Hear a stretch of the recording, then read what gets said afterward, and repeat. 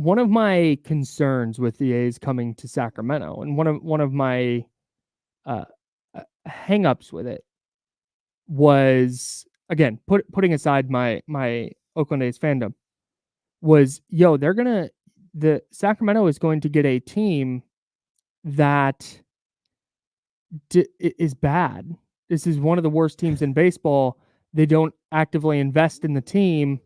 They trade their good players, and they're certainly maybe the final year in Sacramento, but the first couple, they are certainly not going to be pouring money into the team. Yeah. That's just kind of the reality of it. And so my initial thought was, this is going to suck. Sacramento is going to get Major League Baseball, and it's going to be this team that's a 60 to 70 win team for 4 or 5 years or however long they're here, and then they're going to pack up and leave, and that's going to be it. And that's going to stink. Yeah.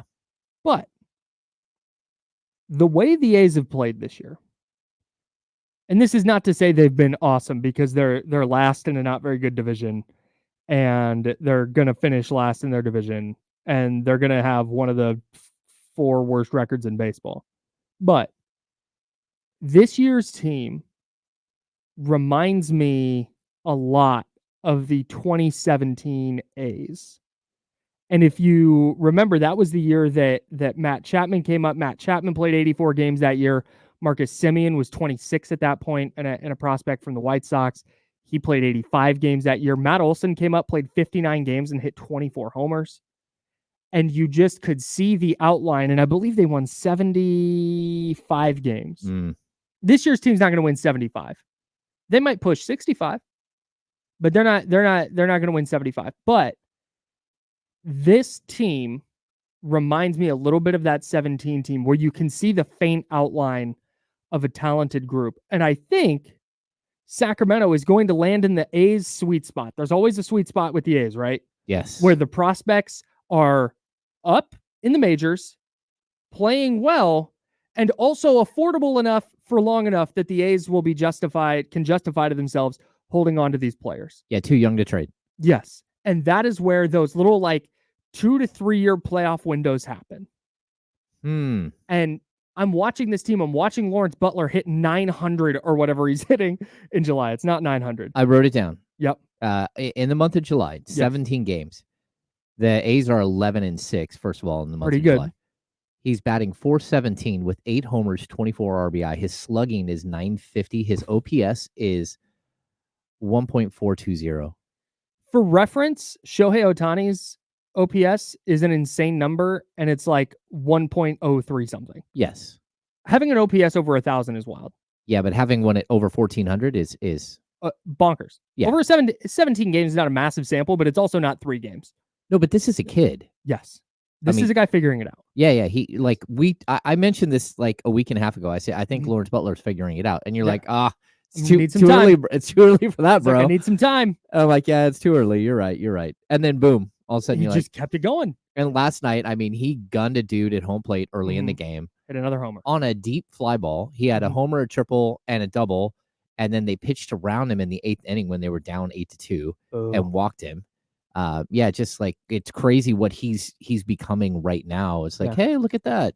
Well, and this is, the A's took 2 out of 3 from the Angels to open the second half, which, whatever. The Angels aren't very good either. They have a couple more wins than the A's, but they're not great. The Astros are good. The Astros, they were really bad to open the year, but the Astros fancy themselves like a playoff team that is a couple trades away from being a contender. Yeah. And the A's have just smoked them in Oakland the last 2 nights. It hasn't been particularly close. And I think what we're seeing, again, this is not to say the A's are going to make some run and win 80 games and, oh my God, look, and Lawrence Butler's hitting 400 the rest of the year. But this is Lawrence Butler now figuring it out. This is the A's now starting to figure it out. And I think Sacramento could be benefiting from that typical A's sweet spot of, hey, the young guys are up. Here's a savvy veteran signing. Here's another savvy veteran signing. Oh, this rando prospect turned into a really good number 3 starter, and they made one minor offseason trade where, they now have a lights out 8th inning guy in the bullpen in front of Mason Miller. And holy crap, look, the A's won 86 games their first year in Sacramento. I did not think that was on the table, but I think there's a way they can get there because I don't think they're going to spend money. I don't. As much as I love Sacramento and as much as I want to see this city thrive, I don't think John Fisher feels the same way. Yeah. John Fisher is not. He's still trying to figure out how to get money for Vegas. So He has not figured that out. No. I mean, still working through it. The latest on that is wild. They They literally are walking into like high level planning meetings and literally telling him that they have like zero financing lined up at all, and they're saying, "Oh well, we haven't really looked." And on the backside, people are saying, "No. They've been begging for a year and getting shut down by everyone left and right. There is no one wanting to invest in them because it's the ROI is nuts." Right. It doesn't matter what you think you might be able to sell that team for later. That doesn't matter because you're going to be locked into a stadium here in Las Vegas, and there's no way it's going to sell out. Which that's something that they've promoted, that they're going to be able to sell 29,500 seats every game forever, like for 25 years. That's not going to happen. There's all of these like roadblocks in their way for them to be really high caliber. And people are like, look, it's not a good investment. It's a bad investment. And like, if you're getting into a major league team, I talk about this all the time. Vivek bought a valuation of $535 million to the Maloofs. That's what the Maloofs didn't get. $535 million. They owed a bunch of money. They have minority owners, all that stuff. They got like, I think they walked away with like $235 million or something. But Vivek bought the team $535 million. It's now worth like $3.4 billion. Like he is in a decade has made hand over fist, but that money isn't readily available. It's not like you can say it's worth that, but it's worth that when you go to sell it. It's not worth it. Like you can't just go out and take on a whole bunch of loans against and leverage your property.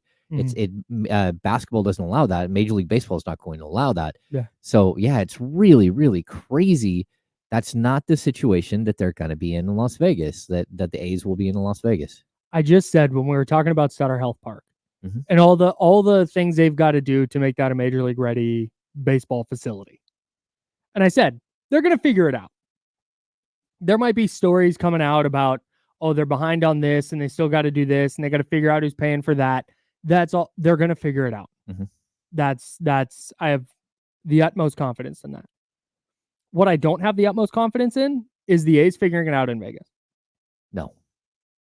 The longer this goes on and the more it's not just A's ownership incompetence. It's not just them bungling a deal. It is that people don't want to work with them.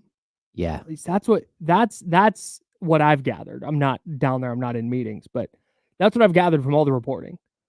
And I just, the longer this goes on, every day this goes on, the more it's like, man, they could really, really fumble this. And maybe they work it out. Again, a lot of smart people who make a lot of money, who are spending a lot of money. Like there's ways that they can, how do I say this nicely? There's ways they can secure the funding and make this go through. Yeah. But I just don't like it. It's like the Lawrence Butler thing. Said Lawrence Butler's figuring it out. I'm like, I need to see it. Yeah. And hey, he has, and he's been awesome. I gotta see it with this group, with A's ownership first. Before I decide like, oh, yep, they're for sure going to Vegas. I lean toward it, but hey man, I know that there is a really, really strong buzz around Sacramento that there's a good chance this team is staying in Sacramento. And that there may already have been plans in place to line up investors for new stadium in Sacramento. Like without any question, I've heard that. And so you're going to have to build a new stadium. That's the first thing that you have to know, that which is going to be, I don't know what it is at this point, but probably close to $1 billion. And because of the heat in Sacramento, someone's probably going to ask for a roof. Maybe not. Maybe you can get away with a partial roof. I don't know, but like it's so hot in Sacramento during the summer that it's a problem, right? They're going to play almost all of their games at night, especially during the summer here in Sacramento. So I think that there's a lot of positivity, and I think the point that you're bringing up is, you might hit the sweet spot. You might get to see Mhm. really, really fun baseball. Like Yeah. I would love to see, again, Brent Rooker is just tearing it up, right? He's just crushing the ball. And I think he's getting traded. I think there's a good chance he probably is getting traded, but I Mhm. would love to see him for a season or two. He's under team control for another, I think it's 4 seasons. Mhm. Like, you don't have to trade him. Mhm. And you could just sit here and watch him mash home run after home run in a smaller park. And that would be so much fun. That guy could hit 50 homers a year, like the whole time here in Sacramento. Do you know he turns 30 this year? Yeah. You're getting he's Mhm. in his prime. I mean, this is like old Moneyball where you stumble upon a couple of guys and they're hoping they did the same with Andujar and they're hoping they did the same with Blade and all that stuff. But like you're still the young group of players here is so impressive. Mhm. And there are a few more, and they just drafted a huge bat, a Mhm. huge first baseman that like at the college level walked like 70 something times. Yeah. Like he's got a great eye and he Mhm. mashes home runs all over the place. And he's probably not that far away. His the way he views the game and Mhm. like he's an older like 21, I think. Mhm. Like he's not that far away from being your everyday first baseman that blasts 40 home runs a year. And you're seeing more teams willing to do that with their prospects. Just bring them up and like, yeah, hey, all right, they're playing now. Yeah, let's see what happens. Yeah, and they might stink, but okay, fine. You send them back down. They need a little more seasoning. But Yeah. But you look at what the Orioles have been doing with their for the last couple of years now, bringing guys up early. See what the Pirates did with Paul Skeens, Yeah. who was playing for LSU a year ago, and now he's starting All-Star games. So there's a very real chance that the A's are in Sac and Sacramento catches that just little run the A's go on through the early to mid 2000s, and then in 2012, 13, and 14. And they haven't really made it. I guess there was the couple of years with Olsen and Chapman and those guys in 18, 19, 19, 20, and 21. I was getting my years mixed up, but they went to the playoffs a couple of years there. Yeah, the more I watch this team and the more you see Zach Geloff, who started not great, but he's starting to figure it out. And JJ Blade is playing better, and Brent Rooker is still hitting. And now you got Lawrence Butler starting to figure it out, and there's Mason Miller. Just like, hey, we've seen this exact foundation be really good a lot of times. Yeah. So I kind of see it. Yeah, you're gonna need some pitching, but you can see it. Yeah. Rooker arbitration eligible in 2025, free agent eligible in 2028. Wow. Yeah. The arbitration eligible is the issue here. Yeah, that's gonna be the issue. Yeah. He's gonna make as much as everyone else on the team combined. He's gonna be worth some cash. Did you see that Kurtz, the A's first baseman you were just talking about? Yeah, number 4 first round pick. Yeah, from Wake Forest. He is the 4th highest paid hitter on the A's. Or 3rd highest paid? And they paid him under slot. Yes, like $1.5 million under his $1.5 million value. for the number 4 pick in the draft. Yes. You paid him $7 million as opposed to the 8.4 something that he could have that his slot was like set at. The underlying thing with all of this, forget relocation for a second, forget what the A's or who they're going to trade and spend money on. What they need to do is revamp their just player development system. Yeah. They make way too many trades of good players for prospects that don't work out. And then you've got I cover I blog about the Dodgers at the Sporting News. I don't want to say cover because I'm not there. Like there are people every day that cover the team. I blog about the Dodgers for the Sporting News. And the amount of players they had at one point 7 starting pitchers on the IL. Oof. 7. They had another kid, Bobby Miller, who was a good rookie last year, who struggled a little bit this year. He had to be sent down to AAA because he couldn't figure it out. But their ability to just go, yeah, hey, here's this guy, Landon Knack. He's a rookie. He's just going to be in our starting rotation now. He's going to be really good. Oh, need a spot starter? Yeah, hey, here's this kid, River Ryan, their number 2 pitching prospect. He's just going to come up and be lights out for 5 1/3 against the Giants. And that's why the Dodgers can make all these massive trades and then still do it the next year because they develop players like crazy in their farm system. Forget spending on free agents. Yep. Keeping your own guys, spending money to do that would be good. The A's need to spend in player dev, man. They need to catch up. Yeah. That's a massive problem for them. And for me, they just kept drafting light hitting shortstops again and again. Like most of their prospects in the minors. Jacob Wilson's been good though. Jacob Wilson's been incredible. He was batting 417 over 3 levels when they brought him up, and the first thing he did, he gets a hit and then pulls his hamstring. Just brutal. Yeah, batting 1,000 in his major league career. Yeah, like that. That's wild. You know, you talked about the Dodgers. You know, they just DFA'd James Paxton. Yep. He's 8-2 with a 4.43 ERA. He'd be the A's best starter. Like that. I mean, that's not great, but the fact that they're okay to just like DFA a guy who's 8-2 on the season, like okay. When they need pitching, yeah, they need starting pitching. Well, they do have 2 guys coming back. Yeah, Glasnow's coming back. Kershaw's coming back. Yoshinobu Yamamoto has said that he plans to come back from a strained rotator cuff. It sounds like Walker Buehler, who is technically on the IL. Okay. But he's really been in Florida.